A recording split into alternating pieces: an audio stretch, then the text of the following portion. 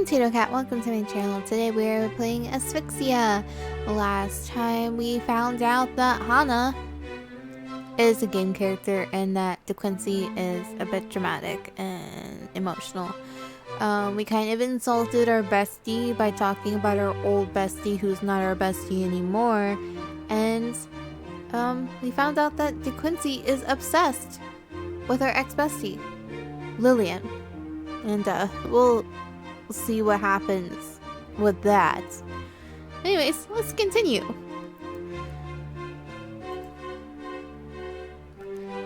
At least the unimpressed look on Lillian's face was so evident that even Samantha, standing several feet away, was able to spot it. Though Samantha couldn't hear what Lillian was saying, she saw the blonde girl shake DeQuincy away as one would remove a spider from the sleeve of her cardigan. Lillian's efforts, however, were in vain. As soon as she managed to free herself from DeQuincy, the girl started cleaning her arm again, like a second skin. Why are you so cold, Lillian? I thought we were friends. Miss DeQuincy. DeQuincy jumped. Yes? What is it, miss? Far be it from me to criticize your youthful zeal, but I fear you may be distracting your classmates. Could you please keep your hands to yourself? Oh, right. Yes, miss. I'm sorry, miss. Oh, what is this? As Miss Pope lectured DeQuincy on her poor conduct, Lillian stealthily detangled her arm from DeQuincy and walked away. Lillian managed to look very cool and aloof in her disinterest, like a queen. Her expression was impassive, impossible to read. This was one of the things Samantha admired so very much about Lillian. She revered her, but by the same token, she was somewhat unnerved by her. It was one thing to regard Lillian's disinterest from a distance when directed at DeQuincy, but quite another to be on the receiving end of it herself. And while we're on the subject of how you might better yourself, something else about your conduct has been bothering me, Miss DeQuincy. Miss Pope continued in her lecturing, her eyes narrowed.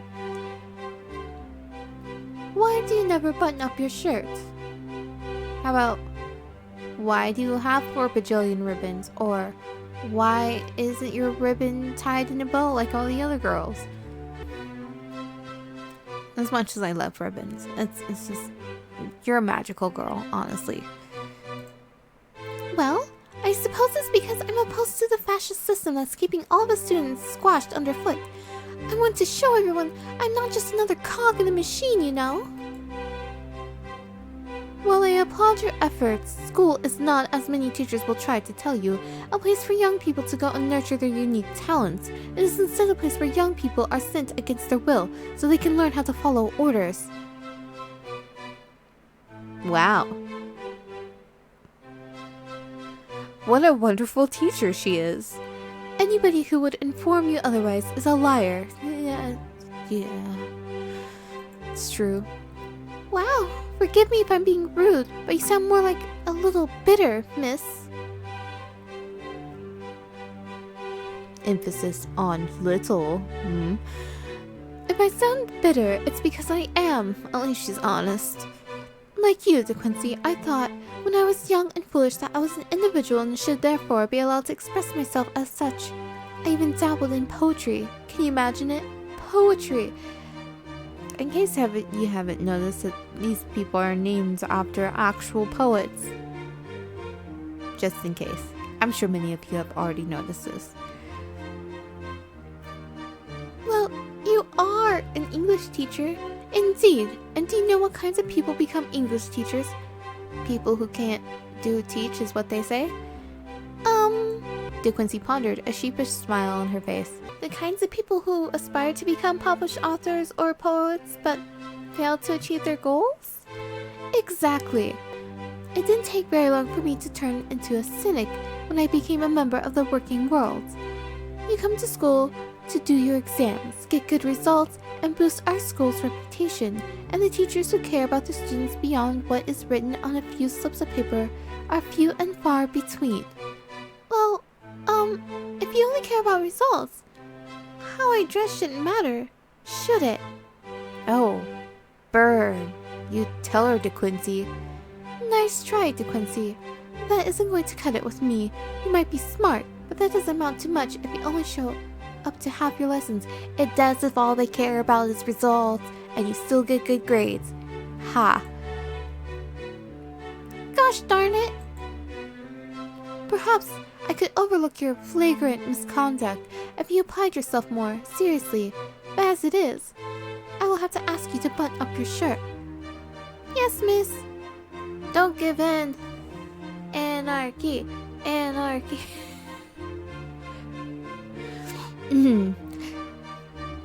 Be super rebellious. Add more ribbons. Start wearing a shirt around your waist. And whatnot.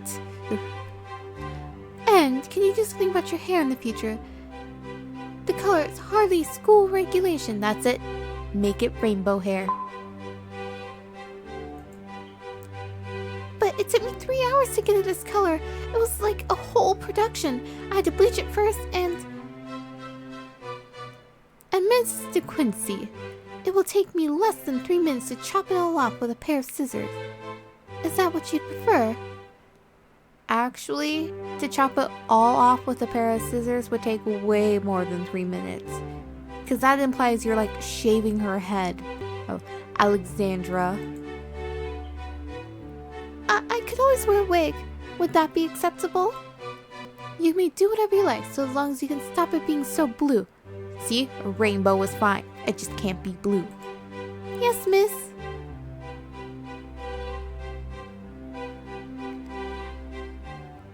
Finished with the rebellious DeQuincy, Miss Pope turned her eagle eyes towards Samantha. What are we doing? We're just sitting there. All we did was cut her hair. She was threatening to do that with the other girl anyways.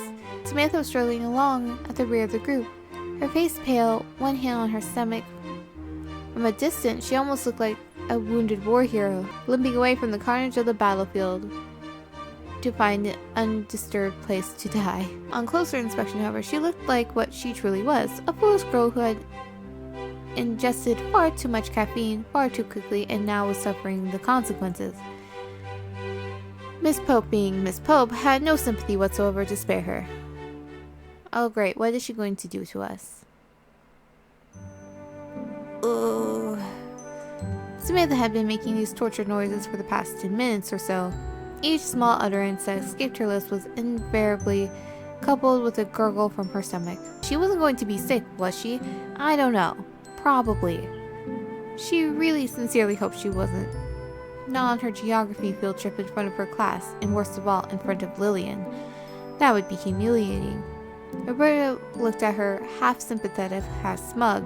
It seemed she had gotten over her momentary irritation on the coach, perhaps because Samantha's appearance was now so haggard. Are you alright? I feel like I'm going to vomit. Well, I did warn you. But by that point, I was already far too late. You look sicker now than you did when you drank all that absinthe. When did we get a hold of absinthe? Is it like legit absinthe? Because then we would be seeing green fairies and probably die from alcohol poisoning and something. Or was it, modern absinthe, which doesn't do that at all. It just makes you drunk. And probably tastes gross. I've never had it myself. Don't even talk to me about absinthe. I've learned my lesson. I really thought I was going to die back then. I even started to write out my will. Of course, that only made me feel even more terrible when I realized how few friends I had to distribute my unimpressive amount of personal belongings amongst. How unfortunate. I felt unfortunate. I don't think I ever felt sicker. Yes, you really should have thought about that before you started drinking. Honestly, Sam, I sometimes have to wonder what goes on inside that head of yours to spur you into committing such monumental acts of stupidity. She's a teenager? Nothing much goes on in my head, save the thoughts of my own fleeting youth. I want to try new experiences, broaden my horizons, strengthen my mind. But all you strengthened was your gag reflex. No, she learned not to drink too much absinthe, and now the next time she drinks absinthe, she'll just drink less of it. It's fine. Samantha wrapped her arms around her stomach even tighter and hiccuped. It was a hiccup that brought with it a strong taste of bile, sharply acidic, and she had to swallow it back down with tears in her eyes. Oh, that is the worst. She was in the countryside now, which she had always preferred over the city, but still, she could not enjoy her surroundings. Partially that was because of her stomach, but her bleak mood could also be attributed to the weather. Yeah, if I saw this, that would also make me go meh. It was an overcast March day, and the sky was dark and cloudy, promising rain. The wind was cold, stinging Samantha's cheeks, so they turned red. The ground was at a steep incline, and walking up it was tiring. The constant thud-thud-thud of Samantha's feet as her shoes met the uneven earth made her stomach gurgle even more. She just had to keep going, 1 foot in front of the other, 1 foot in front of the other, 1 foot... Oh, who's this? Question mark, question mark. Is this Lillian? Hey. Samantha started, surprised. I was right, it is Lillian. So, is her hair coming, like, through the hat?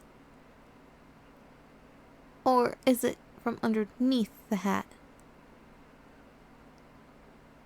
There was a person standing in front of her, one she hadn't imagined would deign throw even words of condescension her way during their class trip.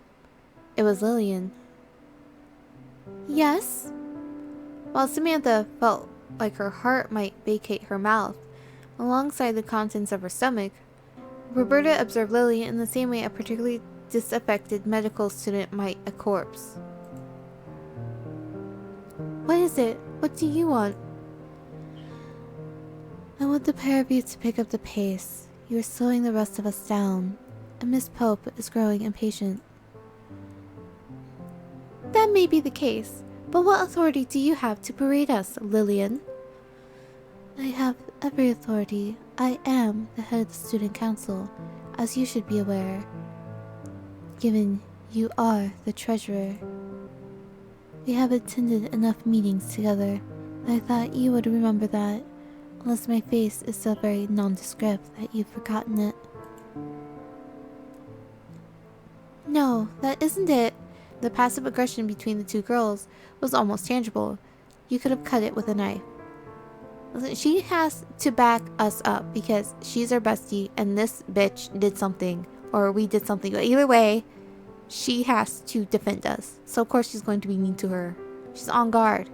She's doing what she should do. Samantha gulped. This time it wasn't because she felt sick, though she did indeed still feel sick. Though Roberta and Lillian had a great deal in common, Samantha thought so at any rate, but she knew both girls would have disagreed with her. The pair had never really gotten along. Their enmity was not immediately obvious to the untrained eye, given they were always rigidly polite when they spoke to one another, but their voices were cold, stretched, taut. Over several years' worth of tension, you can be polite and mean to each other at the same time. I'm only surprised, that's all, that you would bother to speak to us. I thought you would have better things to do with your time. Believe me, I do. How charming. I would say the same to you. You could at least thank me for my concern. Thank you for your concern, Lillian. Well, I suppose that's fine. Lillian looked Samantha over for a few moments, her expression inscrutable, eyes piercing. Yeah, she looks pretty apathetic. I don't know if her eyes are piercing. Hey. Yes? Samantha stared at Lillian owlishly, trying and failing not to stutter. What is it? You look rather unwell. Are you feeling all right? I'm fine. Are you sure? Well, Samantha bit her lower lip. Her hands balled into fists by her sides started to tremble. What should she say? I thought you were ignoring me. I really did miss you. It's nothing, don't worry. This one's lying. And these two are too aggressive for someone who's as apathetic as she is, because these all sound super cleaning.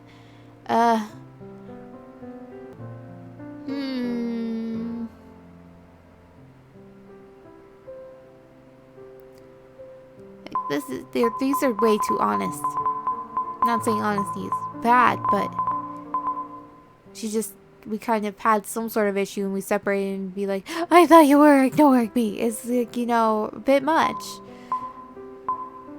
And same with I really did miss you. I feel like if we do this, she's gonna be like, I wasn't worrying about you. I really did miss you. It's like, oh, I don't really care. Or, I thought you were ignoring me. I don't care enough to ignore you. Something like that.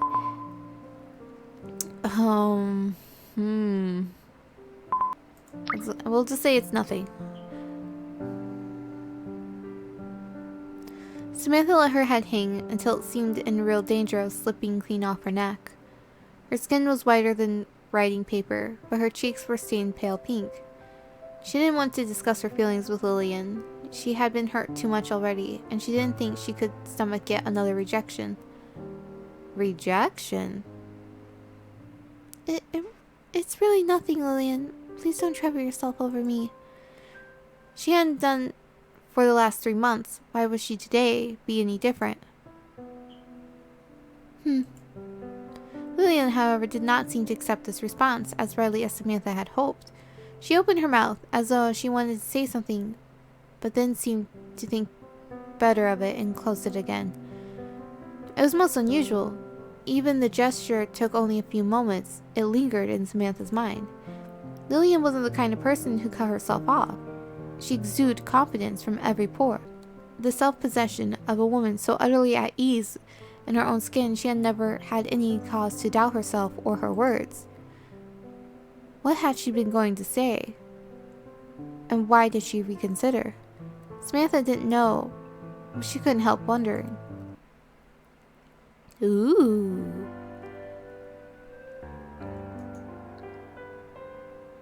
Is she carrying a stick that she plans on beating us with? Are we nearly there yet, miss? We will be soon enough. I believe the youth hostel is only 10-minute walk away. Ah, what a relief. My feet are starting to hurt. It would be a shame to turn in this early, though, don't you think? It's not even 3 p.m. yet. A collective murmur of disappointment resounded through the group of assembled girls. After their 4-hour coach journey coupled with 2-hour walk, most of the girls are really loud, and I had to turn down the sound of them.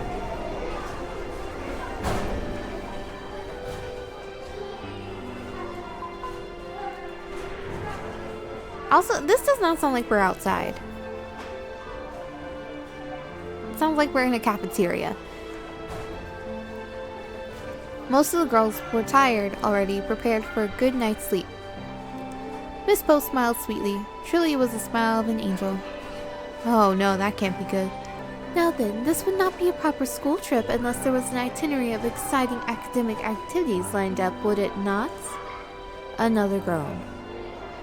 Come on now, don't sound so downhearted. Learning is fun, isn't it? That was why you agreed to come on this trip, right? It certainly wasn't because we wanted a free holiday, was it, Mr. Quincy?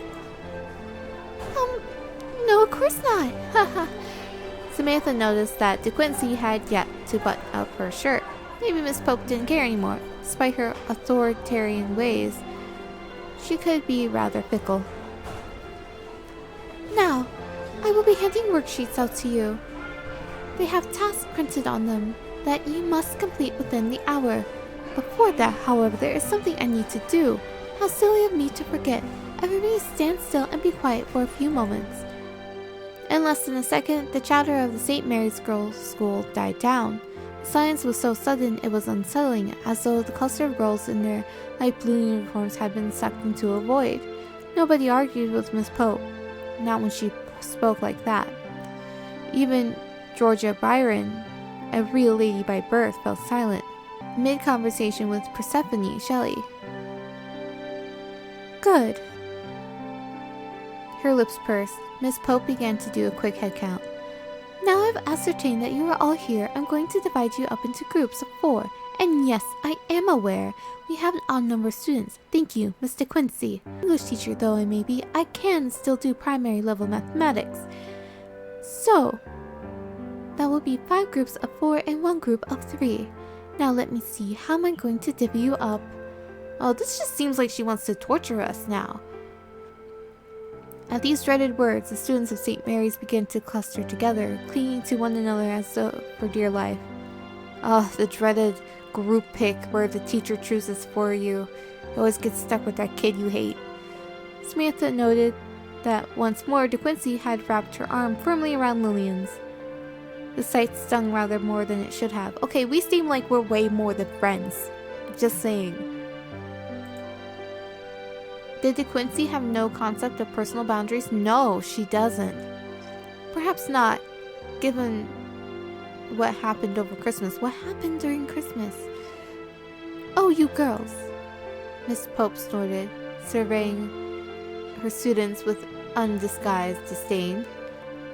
You are all so predictable. You really are that afraid of being separated from your best friends? Where's your sense of adventure? Always thought that an integral part of any school trip was to have new experiences, to interact and form bonds with others you would normally avoid. Isn't that right? Although Miss Pope spoke with a smile, there was something sinister lurking under the surface of her expression and her words, clearly. She just wants to torture everybody. Samantha shivered. She knew Miss Pope well, and she was well aware of how sadistic she could be. Miss Pope always seemed to take great delight in setting group tasks during her English lessons, just so she could watch with amusement at the chaos that inevitably unfurled when she made girls who hated one another work together. Miss Pope's stature wasn't the only childish thing about her. She experienced the same wicked glee when it came to causing lesser living beings pain and misery that small children did when they set ants on fire through magnifying glasses, or cut worms in two with their mother's sewing scissors. That sounds like a crazy person. Okay, sorry, not crazy. A psychopath. Like, you know, just torturing small animals just because.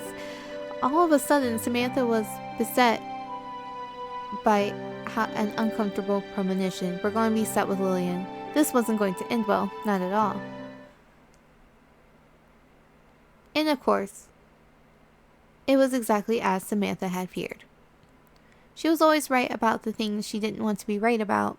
That was just further proof, or so she thought, that the world was a cruel place. I can't believe I got grouped with you. The feeling is more than mutual. How can the feeling be more than mutual? I know you once one-up me, Bobby, but this kind of hyperbolic exaggeration does not actually make any sense. If you want to correct people, do it over the YouTube comment section. I'm not in the mood. Yes, feel free to correct me in the YouTube comment section. Oh, I thought you would be happy, Bobby. And what exactly should I be happy about? I was trying to teach you something new, of course.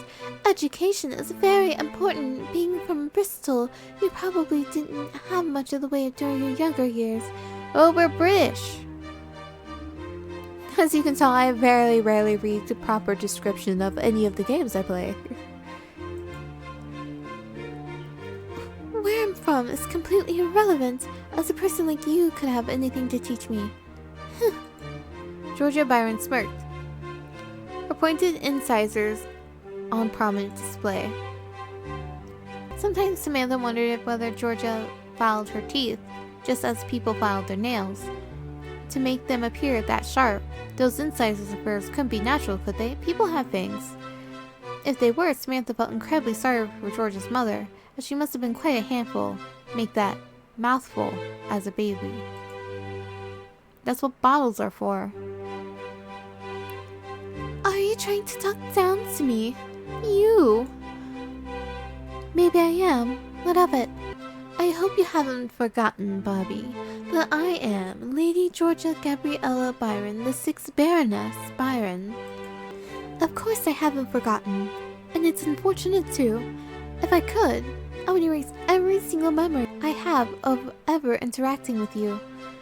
Jealousy can be a very bitter pill to swallow, can't it? Why would I be jealous of you? Oh, I don't know. Maybe it's because I am a real lady, while you are nothing more than the daughter of a milliner from Bristol. Listen, what's wrong with hat people? Huh? Where would you get your hats from, Miss Lady who's not wearing a hat, I guess? And why is your uniform so different? And we'll see where this fight goes in the next episode. If you haven't already, like, comment, subscribe. I am David. Have a wonderful morning, evening, afternoon.